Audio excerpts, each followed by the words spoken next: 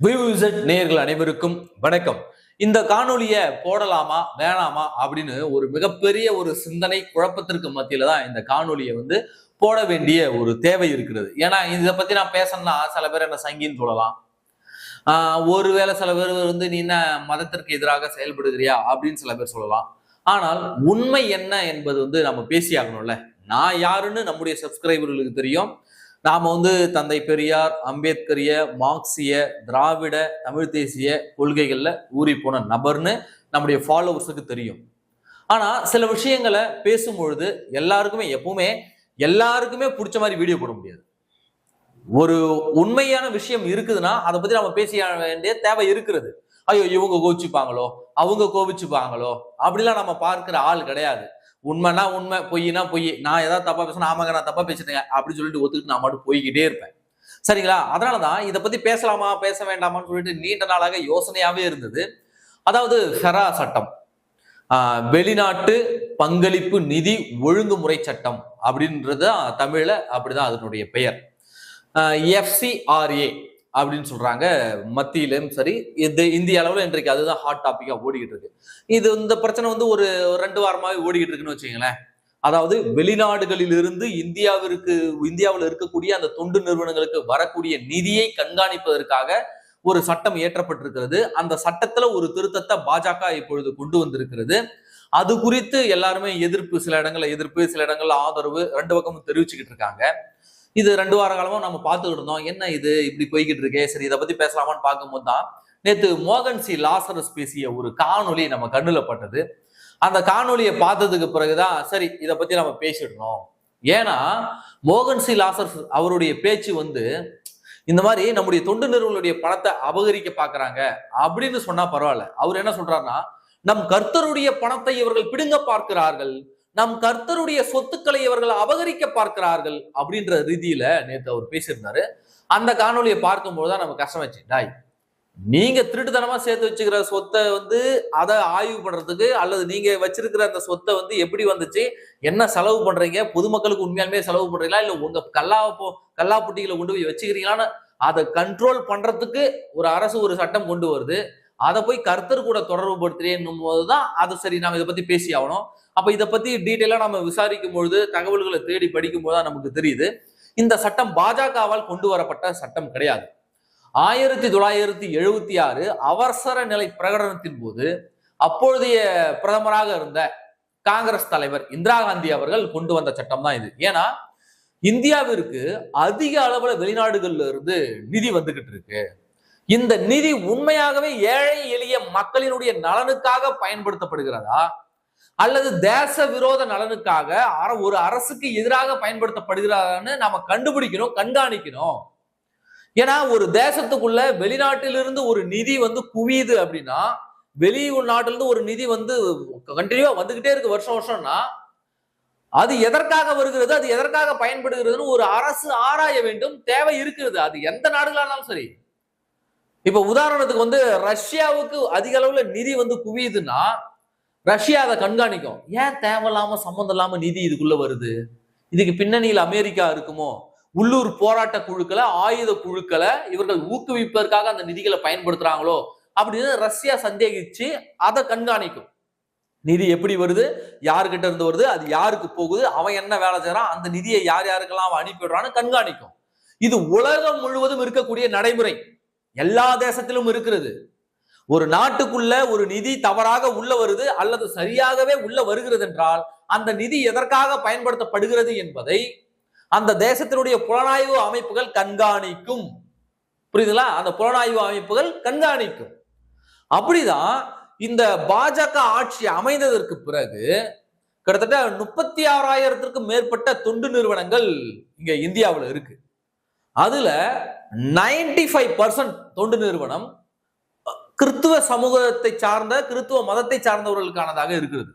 எப்படி 95% தொண்டு நிறுவனம் அப்படின்னா பெரும்பான்மை கிட்டத்தட்ட ஒரு 36,000 நிறுவனம், 34,000 நிறுவனம் இருக்குதுன்னா அது 30,000 நிறுவனங்கள் கிறித்துவ மதம் சார்ந்த நிறுவனங்களாக இருக்கிறது. அப்ப அந்த நிறுவனங்களுக்கு பாஜக ஆட்சி அமைந்ததற்கு பிறகு அந்த நிறுவனங்களுக்கு எல்லாம் வரக்கூடிய நிதியினுடைய அளவு அதிகரித்திருக்கிறது. இப்ப சமீபத்துல போன வருஷம் மட்டும் இந்தியாவிற்குள்ள வந்த நிதியினுடைய மொத்த தொகை 1,00,000 கோடி கிட்ட. போன ஒரு வருஷம் மட்டும் இந்தியாவிற்குள்ள வெளிநாடுகளில் இருந்து வந்த தொகை 1,00,000 கோடி கிட்ட. இப்போ அந்த ஜூன் மாசமோ ஜூலை மாசமோ அந்த பிரைடு மந்த் நடத்துறாங்கல்ல எல்ஜிபிடி குழுவினர், அந்த எல்ஜிபிடி குழுவினருக்கு அந்த பிரைடு நடத்துவதற்காக மட்டுமல்ல, அந்த எல்ஜிபிடி குழுவினருக்கு வெளிநாடுகளில் இருந்து போன வருடம் அந்த தொகை எவ்வளவு தெரியுமா? 130 கோடி. அந்த எல்ஜிபிடி குழுவினருக்கு அவங்க என்ன பேசுறாங்க? ஆணும் ஆணும் காதலிப்பது சரி, பெண்ணும் பெண்ணும் காதலிப்பது சரி, இயற்கைக்கு முரணான உறவு என்பது சரி என்பதை அவர்கள் நியாயப்படுத்துறாங்க. நாங்கள் இதை பெருமையாக சொல்லிக்கிறோம் சொல்றாங்க. அப்பேற்பட்ட குழுவுக்கு வெளிநாட்டிலிருந்து 130 கோடி எதற்கு? இவர்களை ஊக்குவிப்பது யார்? இவர்களை ஊடகங்கள்ல இவர்களை முதன்மைப்படுத்தி செய்திகளை போட வைப்பது யார்? இது இந்த சமூகத்திற்கு தேவைதானா? இயற்கைன்னு ஒண்ணு இருக்கு, ஆண் பெண்ணுன்னு ஒண்ணு இருக்கு, ஆண் பெண் உறவு முறைகள்னு ஒண்ணு இருக்கு. அப்படி இருக்கும் பொழுது இல்ல ஆண் பெண்ணு அவங்க மட்டும்தான் உணர்வுகள் இல்ல, பெண் பெண்ணையும் காதலிக்கலாம், பெண் பெண்ணோடு உறவு கொள்ளலாம், ஆண் ஆணை காதலிக்கலாம், ஆண் ஆணோடு உறவு கொள்ளலாம் அப்படின்னு ஒரு கேங் புதுசா கிளம்பி வருதுன்னா இது காலங்காலமாக இருந்து வருகிறது. இவ்வளவு நாள் இலைமறை காயாக இருந்தது, இன்றைக்கு வெளிப்படையாக பொது வெளியில பேசக்கூடிய ஒரு செயலாக மாறிவிட்டது. நிறைய நாடுகள்ல தடை செய்யப்பட்டும் இருந்தது, இப்ப நிறைய நாடுகள் அங்கீகரிக்கும் ஆரம்பிச்சிட்டாங்க.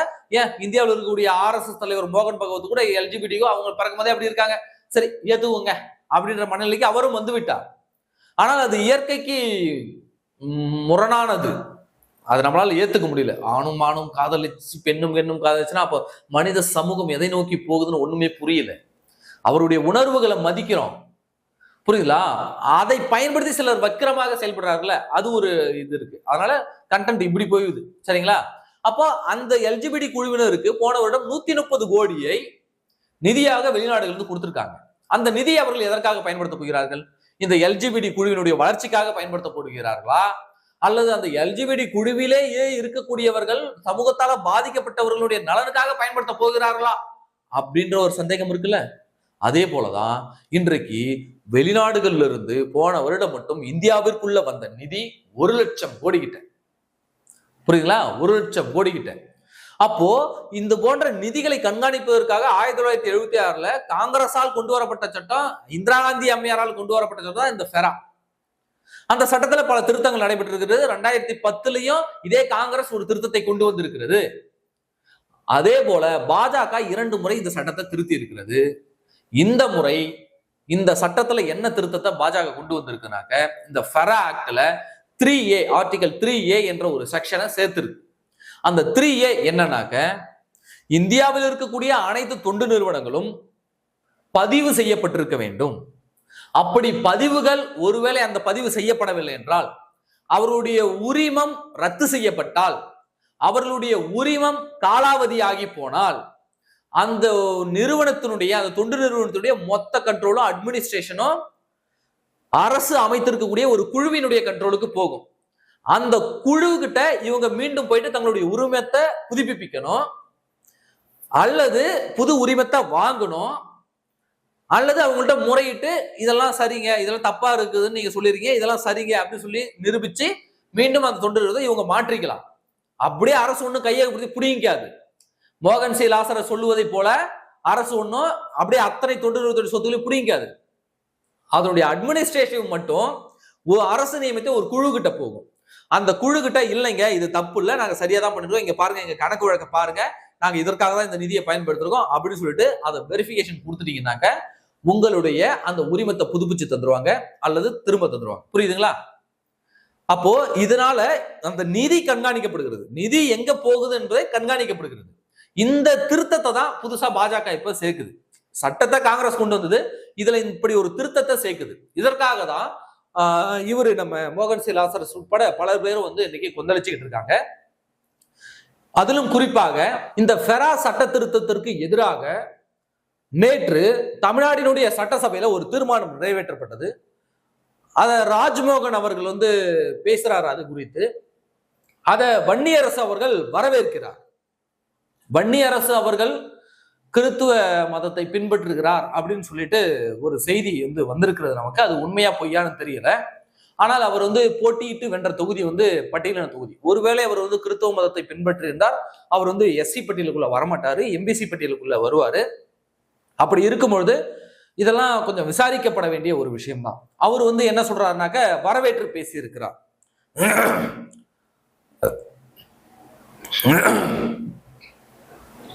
வன்னியரசு என்ன பண்ணிருக்கிறார்னா தமிழ்நாடு அரசினுடைய இந்த தீர்மானத்தை வரவேற்று பேசியிருக்கிறார்.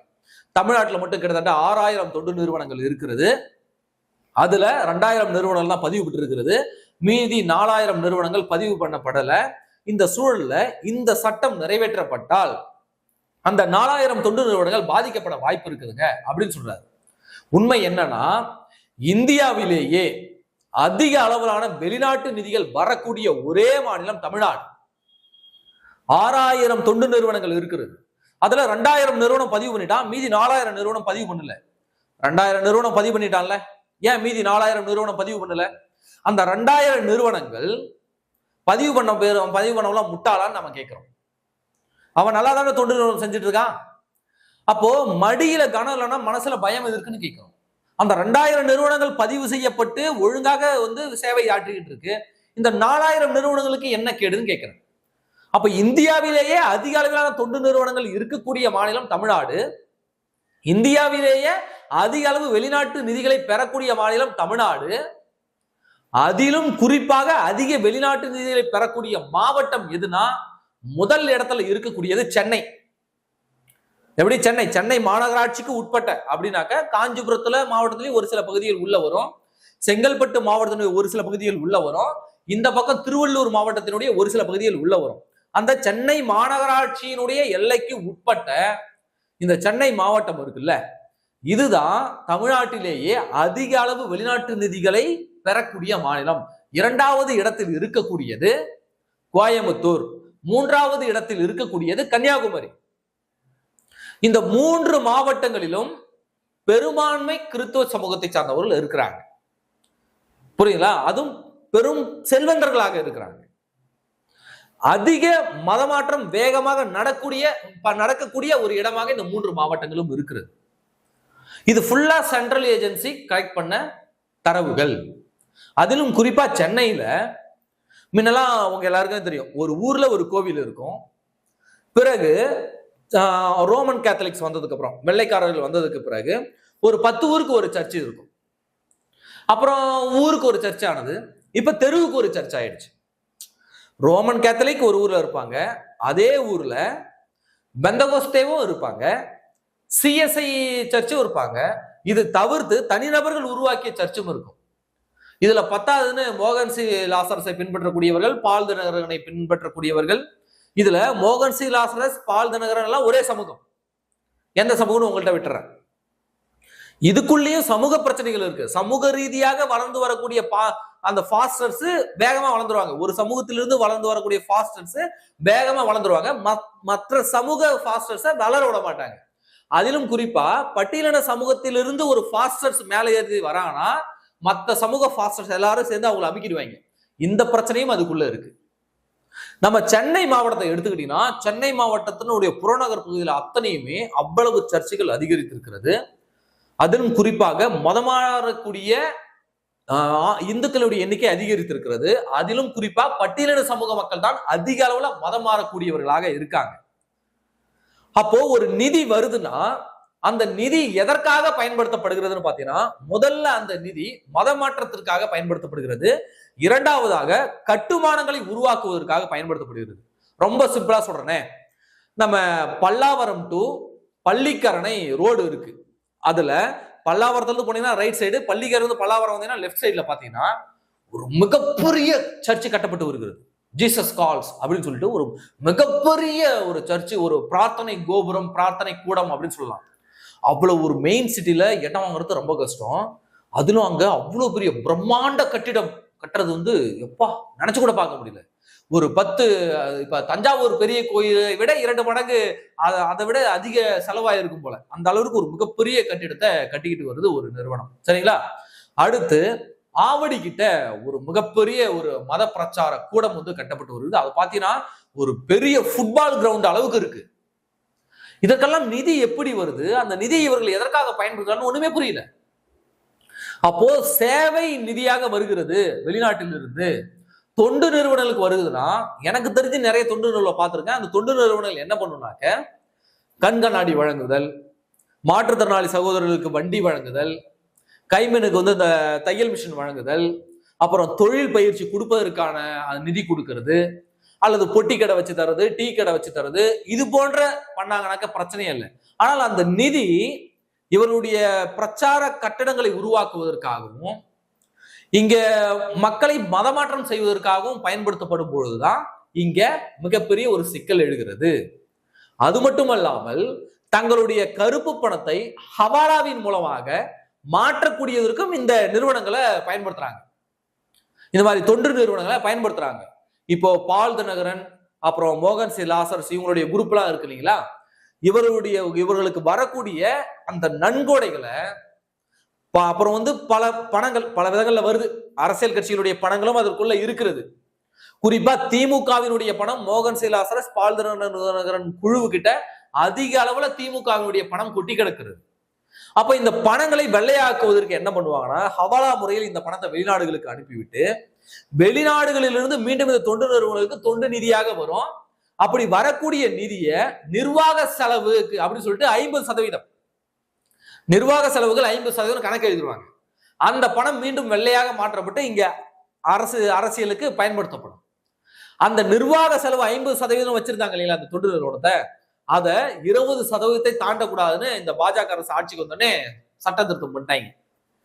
எப்படி நிர்வாக செலவு 50% இவ்வளவு நாள் வச்சிருந்தாங்க, பாஜக வந்தோடனே அதை 20% மேல நிர்வாக செலவு தாண்டக்கூடாது. நிர்வாக செலவுனா என்ன? ஒரு கட்டடம் இருக்குன்னா அந்த கட்டடத்தை நிர்வாகிக்கிற செலவு, மின்சார கட்டணம், வீட்டை கிளீன் பண்றவங்களுக்கு, கூட்டு பெருக்கிறவங்களுக்கு சம்பளம், அந்த கட்டிடத்துல பணிபுரியவர்களுக்கு சம்பளம், இது போன்ற செலவுகளை நிர்வாக செலவுகள். ஒரு தொண்டு நிறுவனம் இருக்குன்னா அந்த தொண்டு நிறுவனத்தோட நிர்வாக செலவுகள், பணிபுரியக்கூடிய ஊழியர்களின் சம்பளம், மின்சார கட்டணம், அப்புறம் கூட்டுற பெருக்கிற அந்த பேனா, பென்சிலு, ஃபெனாயில் வாங்குறது, இதெல்லாம் நிர்வாக செலவுகள்.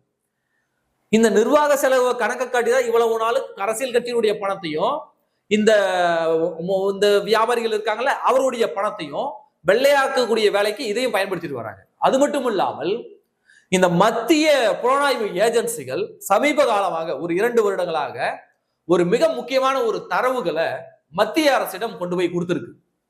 குறிப்பா சொன்னா ஐபி, இன்டெலிஜென்ஸ் பியூரோ இருக்குல்ல, அது என்ன ஒரு தகவலை கொண்டு போய் கொடுத்திருக்குன்னா, இந்த அரசுகளை மாற்றுவதற்கு, ஒவ்வொரு மாநிலத்துடைய அரசுகளை மாற்றி அமைப்பதற்கு, ஒட்டுமொத்தமாக இந்திய அரசையே மாற்றி அமைப்பதற்கான வேலைகள்ல சில குழுக்கள் ஈடுபடுகிறது.